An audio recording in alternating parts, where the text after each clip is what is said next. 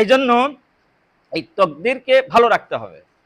অর্থাৎ আমাদের যদি হার্ট, কলব, আত্মা, ফুসফুস এগুলো ভালো থাকে, তার শরীর ভালো থাকে। অনেক মানুষ দেখবেন রোদে কাজ করে, তৃষ্ণা নেয়, কিছু নেয়, মানুষ কালো হয়ে গেছে, করতেছে। ওই মানুষ কাজ না করলে বসে থাকলে আর অসুখ হয়, শুনছেন নাকি? অনেক মানুষ আছে কাজ না করলে বসে থাকলে আর অসুখ হয়।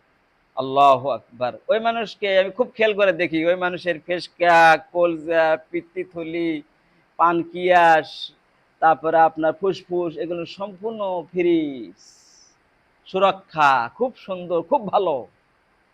এই জন্য এই মানুষের ওদের মধ্যে কাজ করতে পারে। এজন্য যারা আমরা ওদের মধ্যে কাজ করতে পারি না, যে গাছের মালা গাঁথা হয়, ওই গাছের পাতা তুলে অস করে গুড় দেখাবেন দুপুরে, মালা গলাত না দেবে না, ওরে অস বেশি কাজ করবে। অথবা দিনার, ইকটান, সিরাপ পাওয়া যায়, এগুলো না আমরা খাবো, তাহলে আমাদের ওই হার্ট, ফুসফুস এগুলো ভালো থাকবে, ওদের মধ্যে কাজ করা যাবে। প্রথম হয়তো পায়খানা নরম আসতে পারে, পরে ঠিক হয়ে যাবে। আল্লাহু আকবার।